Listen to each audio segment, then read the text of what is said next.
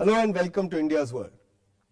The world has often marveled at how India has remained democratic for over 6 decades despite social and economic inequalities and the corruption of its political leaders.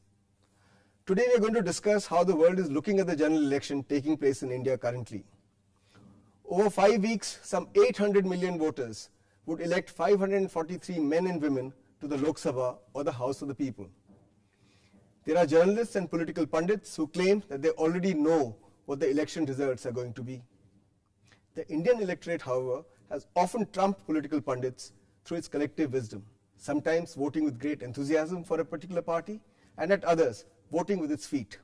To get an idea of how the rest of the world views Indian elections and how Indians view those views of the foreigners, we have with us 2 eminent journalists and an eminent diplomat, an Indian diplomat. We have with us Adam Roberts. He's the South Asia correspondent of The Economist, one of the foremost international newspapers on political affairs and business affairs. You served earlier in Johannesburg, and you've covered a couple of elections in India already. We have with us Dr. Awwad.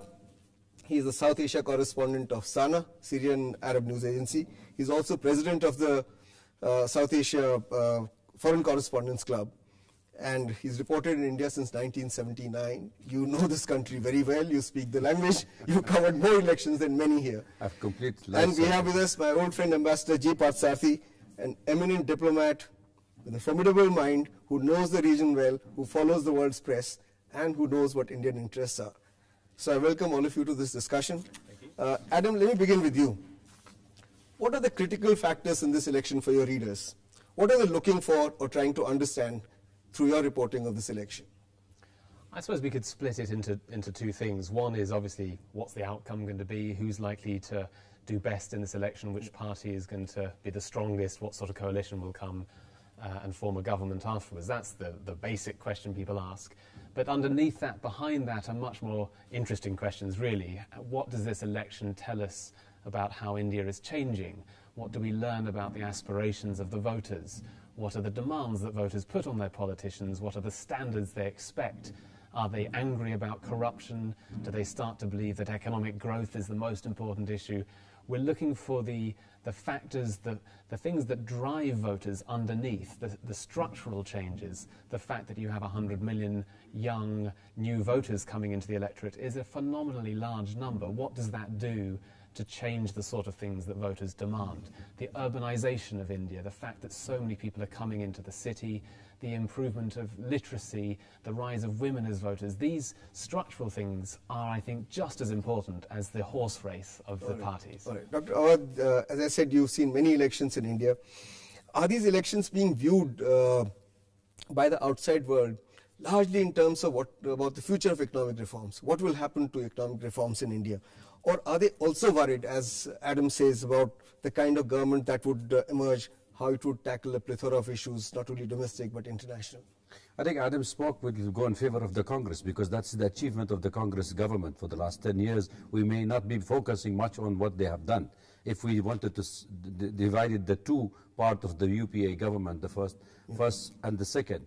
But I would say also there are large number of in the Arab world, in the Western world, where look at India as an economic destination, as an investment destination. So therefore, they're looking for stability and a good economic growth and opening of the market, which would invite more of the foreign investment into the country. That's one of the angles to it. The second angle to it also, which is very important, is to see India remain as a secular country. The trends which has been showing in the Indian political arena, and also the emergence of a new party which is called the Aam Aadmi Party, that have really changed the Indian political phenomenon, which has been now challenged the 2 major, the traditional rival parties, and they were able to make a change at least in Delhi. This kind of trends is really watched with great interest in the Arab world, and there are a large number of the Arab also being, India, they have the largest Indian expats in the Arab countries, also look at India as a source of their revenue and income, including the Arabs also find within India, the Gulf states find them that it is more of the security, oil security to India. Therefore, whoever is emerging from India has to ensure that there is stability and modernity. But let me understand. Democracy is shrinking in the Arab world for a variety of reasons, often because of external factors. But why should countries which are Islamic in character, which are not secular, be wanting India to be secular? I just want to understand this. No, see, the envious of the people of the street about Indian democratic process, which have been as an aspiration for the Arab street, that they have started as a non-violence, and then they wanted to be like emerging on India as an Indian democratic process. But at the end of the day, we realize that radicalism has taken over the wishes of the aspiration of the people. So therefore, we have to segregate between the governments in politics and also the people of the region who are look at India in different eyes. Okay. Ambassador Parthasarathy, do you want to quickly react to this before I ask you another question? Well, yes. I think really in the Arab world, the only time they had some concerns was when we had recently established diplomatic relations with Israel. But they know that that relationship, yes, stands on its own. It's nothing to hide about. But at the same time, we remain committed to the Palestinian cause. Secondly, we are against any foreign interference in the internal affairs of the Arab world. Okay. And therefore, I think as far as people in the Arab world are concerned, we're doing fine. And we have, interestingly, that we can straddle a relationship between the conservative Arab monarchies of the Gulf and the more progressive states, if I might use the term, like Syria. Okay. Adam, how important is the issue of corruption of Indian politicians for your readers?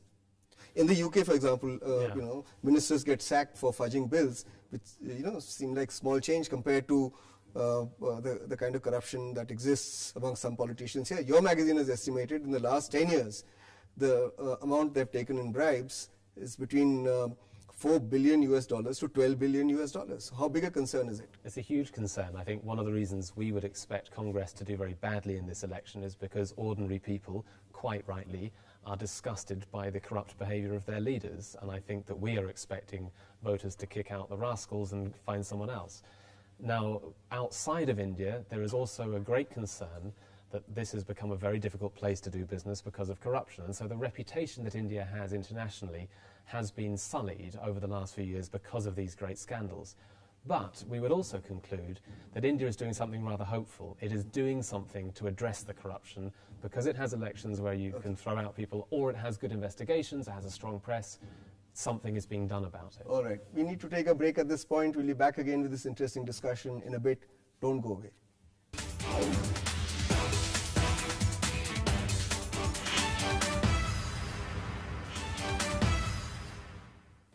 Welcome back. We are discussing how the world views Indian elections, which are currently in process.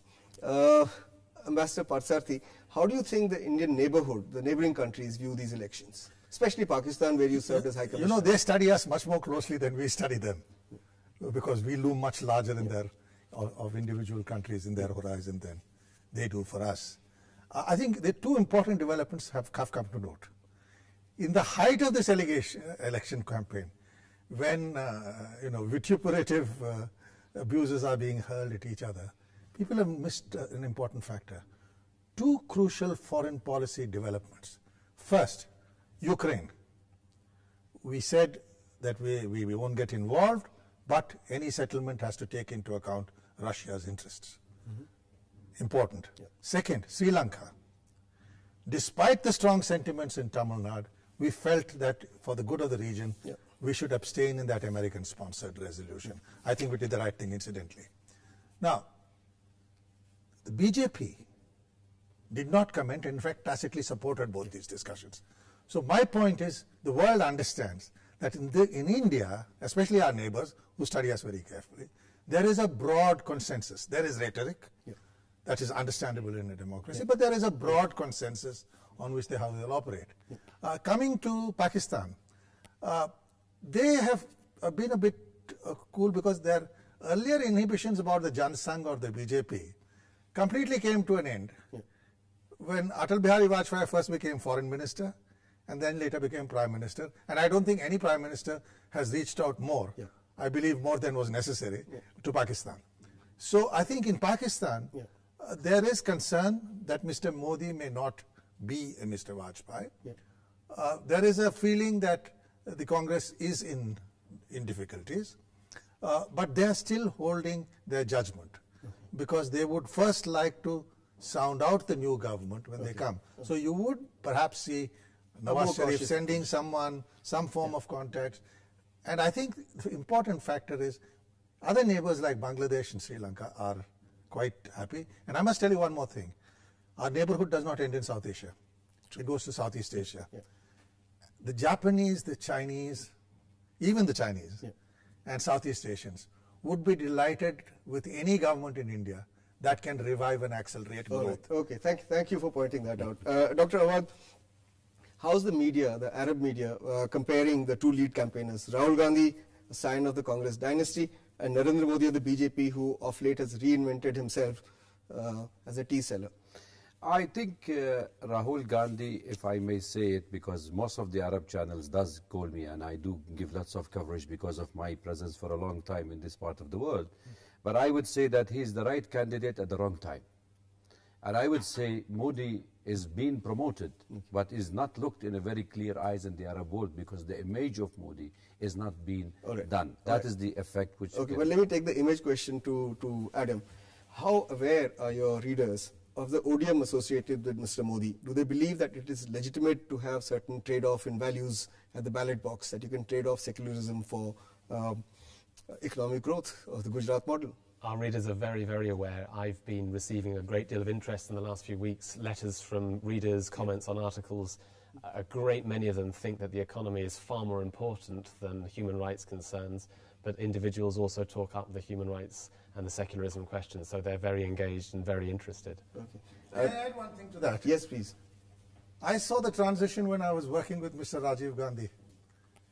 Despite the riots which took place when Indira Gandhi was assassinated, despite the huge demonstrations in London, Margaret Thatcher had a better relationship with Rajiv Gandhi than his mother because the economic relationship was flourishing. In an ultimate analysis, the Western world looks at us as much on what we are doing as what is in it for them economically. Okay, thanks for pointing that out. I think there was another point, if I may add. Recently, we have seen also on the trends in the foreign media was more focusing on issues like, you know, genocides or infanticide or attack on women's rights, or the deprivation of the low class of India. These were the issue more important than the Prime Minister's speech or when he was presenting his manifestation of the 10 years in power. Yeah, but how aware are they regarding the so-called Gujarat model of development and its criticism that yes, you've had high growth, some people in cities and the middle classes have done well, but those in rural areas, the indigenous people, the Dalits, the untouchables haven't done well, that the Human Development Index of Gujarat for middle-level states is the lowest. Infant mortality, he's not been able to improve. Poverty has not gone down. Literacy has not improved. Let me give an example from our pages that I know that our readers are engaged in this. We've had reviews of Jagdish Bhagwati's book and Amartya Sen's books this year.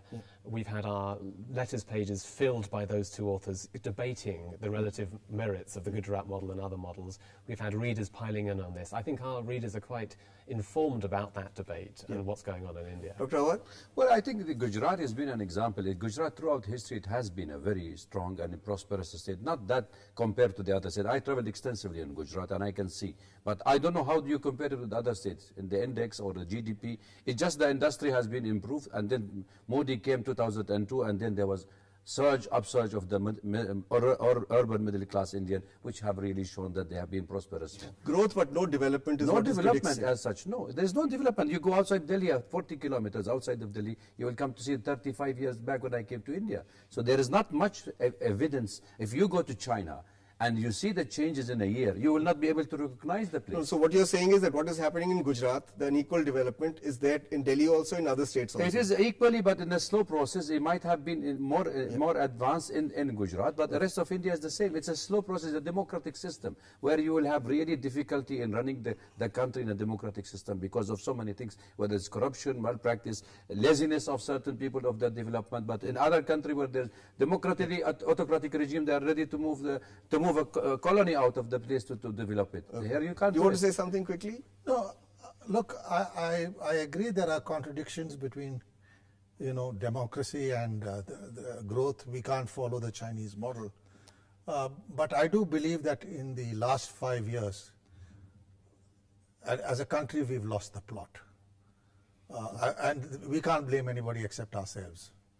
I think some of the things which have happened in the last 5 years economically are disastrous. And any government... But is Gujarat the solution, yes or no?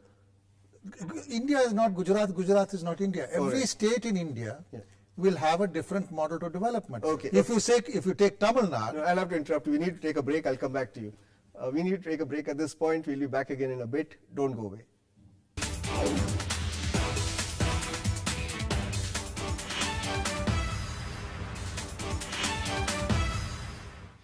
Welcome back. We are discussing how the world is viewing Indian elections. Mr. Parthasarathy, I'm sorry I interrupted you. So go on what you were saying. And also tell me... it's like comparing apples and oranges. Yeah. You can't compare Gujarat, whose evolution was different, with, say, Uttar Pradesh or West Bengal. You can't compare Tamil Nadu with Madhya Pradesh. No, point taken. But let me sort of elaborate on that question now. Now, in case this election result is a fractured verdict, and there's a coalition government. Now regional parties put brakes on, can put brakes on any government's policies in Delhi. So would it matter if you get a coalition government whether it is led by Mr. Modi or somebody else? Because nobody will be able to follow a pure agenda, a pure model of any kind. Let me put it this way. The coalition was managed very well by Mr. Vajpayee. It did not come his way. It did not come in Dr. Manmohan Singh's way during UPA 1. Problems arose in UPA 2, which was of its own making. The Prime Minister lost his authority to govern. He couldn't fire corrupt ministers. So what do you expect? So coalition is not a problem? Coalitions are not a problem. Our politicians across the country know what's good for their state is good for the country. Well, in Tamil Nadu, they didn't know what was good for India was good for them. In West Bengal, in the case of Teesta Accord, they didn't know what was good for India. They'll ultimately come around. Look what's happened. Look, in the case of Teesta, the central government failed to do the sort of footwork which I remembered was done by Jagjeevan Ram and later on by in Mr. Gujral's government in involving the state in a process of sharing of river waters. That was bad handling from Delhi. You don't sign an agreement to share river waters without getting the state totally involved and on board. Dr. Awwad, how do you see the rise of political movements that are against the present political system? At one extreme, you have the Maoist movement, which wants to destroy the system, doesn't believe in the democratic system.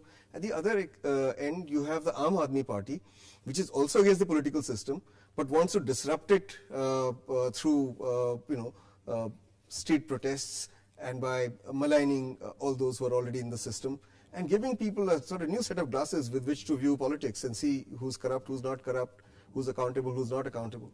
I think the growing of the Indian middle class is one hand, and secondly, the poor reach to the poor people in India also have raised the awareness about the political and the importance of having the say in the politics. But does it make governance more difficult? It is more difficult because it's now nobody can take a vote banking as a guarantee for the party now. And that's why I started my saying by Rahul Gandhi is the right person at the wrong time, because dynasty does not work anymore in India. And therefore you have to perform and you have to show your performance till the people realize. So people in India wanted to see a change. They want a good administrator. They have seen lots of mess in the government. They have seen lots of corruption. They have seen lots of malpractice. But also they wanted to see a good leader who can take this country in the 21st century. And not only domestically, but internationally as well. So talking of good leaders, let me ask you the question I've been waiting to ask you. The Economist has held back from endorsing Narendra Modi as a good leader. In fact, it said, this newspaper cannot bring itself to back Mr. Modi for India's highest office. What has been the reaction of the Economist not endorsing Mr. Modi? Well, we always take a decision in any big, serious country about whether or not to endorse. Only since 1955. Okay, well, that's only since 1955, I'll give you that. Before that, your editorial position was that it will affect your neutrality. Right. Well, today we always take a decision on big, serious countries of whether or not to endorse. The reaction we had in India to not endorsing Modi has been furious. It's been very, very angry, and I think to some extent the bitter, the furious reaction of Mr. Modi's supporters rather confirms us in our decision that we don't feel he is a unifying leader, because he hasn't addressed, he hasn't confronted or discussed what happened, what went wrong in 2002. Having said that, we do wish him well on the economy. We believe that he can do rather good stuff. But what is curious is you haven't gone with the flow. And in the past also, you haven't always endorsed people who win elections. No, we don't go out there saying, who do we think will win, let's back him. Yeah. Our job is to go out there and think about who the candidates are and think what the problems and the opportunities are. Let me get a different perspective, Arab perspective on this. Do you think, Dr. Awwad, that newspapers, television channels, media houses should become partisan in elections by saying we endorse this candidate or we endorse this party and we don't like X, but we don't like Y? I am very much against this type of trends in the new media, and especially in the electronic media. Why? You need to only to present the news as it is to the public. Let the public take the decision. American newspapers have been doing it for a long time. Well, that's a corporate run houses. It's not the question here. Are we doing a journalism job or are we doing the public, when I was in Iraq 2003, my channel was saying you don't reflect the pulse of the people. They are anti-American. I said it makes no difference for me because I'm reporting news on the ground. So it's for the people to judge. It's not because the pulse of the people says. No, but they've not done it in the news pages. They've done it in the editorial opinion section. Well, I have some reservation for the Economist. Though I like the Economist and I'm a subscriber for years to it, but because the coverage of Syria was not favoring and I was not liking it, but I always respect their view and I respect their point of view, even when they said. No, but go on. What does it have to do with the present situation? Well, I think everybody have an opinion. I don't see the corporate house would like to see that India get a good orator. Well, personally, I would say let them endorse, let them not endorse. But let me ask Ambassador Parthasarathy, in a country of 800 million voters, what difference does it make if Economist or any other Indian newspaper or any television channel endorses a particular candidate or doesn't endorse? Does it make any I believe an American or a British endorsement for an Indian politician is a kiss of death. They endorsed the NDA and the UPA came to power. They endorsed the Janata government and Indira Gandhi. But they endorsed the Congress government in 2009 and the Congress government came to power. No, just a minute. But I am saying generally, it does not matter. Very frankly, they often get their assessments wrong because again I go. Pick who is going to win. I again go back to a basic thing. You give 5 contracts to the British, they'll come crawling. That's the reality. But it's unfair to suggest if that's what you're doing, that if 5 contracts went to the British, the editorial policy of the Economist would change. I think that's unfair. I'm looking at national interests. I'm looking at national interests. I don't bother. Look, ultimately, when I was in America, the Washington Post and New York Times cried blue to try to get us sign the Nuclear Non-Proliferation Treaty. Ultimately, we tested nuclear weapons. What happened? They came around. So there are realities of power. I don't deny the right of the Economist to say what it's what. To me, it doesn't matter. So you're saying basically, if you make small mistakes, people will come down on you like a ton of bricks. But if you make a big mistake like conducting a nuclear test, it becomes right historically. Ultimately, the world is made up of realists. They will come around because India is a big country. We're a large market. And if the government delivers economically, they'll automatically come around. After all, did they make a song and dance after 1984? They didn't. So right now, they have got have their reasons. I don't think you supported India's nuclear test. I just want to be very clear. No. After 1984 was the 1984. Let me be clear what we've done here. Okay, let's hear Adam. Clear. Yeah. We have just said that if we had a vote, this is how we would use it. We've not said to India, if you go ahead and vote Mr. Modi into government, go to hell. We've just said if we had a vote, this is what we do. It's about democracy, expressing an opinion. We're not saying therefore. We have different approaches to democracy. Dr. Awwad, you'd have to agree. If you've read the Economist editorial, it's a fair editorial. Absolutely. I didn't say you may disagree with their conclusion. No, they said, but who can stop Modi? It's the headline itself. It declares that they are not endorsing anybody, and that's the people of India may still do that. We don't know. Let's wait for the results. I don't know what the results will be, but I'm saying it's a fair editorial. I'm not on the headline so much. That it analyzes the pros and cons of the situation. It depends how you present the case. I was surprised that they would take this kind of a stand. I really wasn't, because I'll tell you why. Yeah. After all, they are molded by their constituencies. Yeah. They have a large, Islamic constituency in UK, which has a large voting constituency. Our readers are in the United States. Far more readers in the US than in the same thing is true of pressure groups in the United States. I'm not saying passing judgment on what happened in Gujarat. I am merely saying that what foreign magazines say or not is to me irrelevant. Okay, one last question, and I just want one sentence reply. Dr. Awwad, your attention, please. Yeah. How resilient, Adam, do you think Indian democratic culture is, or do you think that there is a yearning in India for a strong autocratic leader and democracy be damned? No, democracy will triumph over autocracy, so there's no way that an autocratic leader can destroy what's going on here. All right, Dr. Awwad? No, I think democracy will prevail, and I hope we will not see a military coup in India anywhere in the future. I'm not talking about military coup. I'm saying in the future, I didn't say now. Listen, in an ultimate analysis, we are a pluralistic, democratic, secular society. Nothing and no individual or party can change that. Absolutely. Okay, so thank you very much. On that happy note, I would like to thank all of you for having come here and discuss this issue. And I hope this is how the world is really viewing Indian elections. We'll be back again next week with another interesting issue. Till then, goodbye.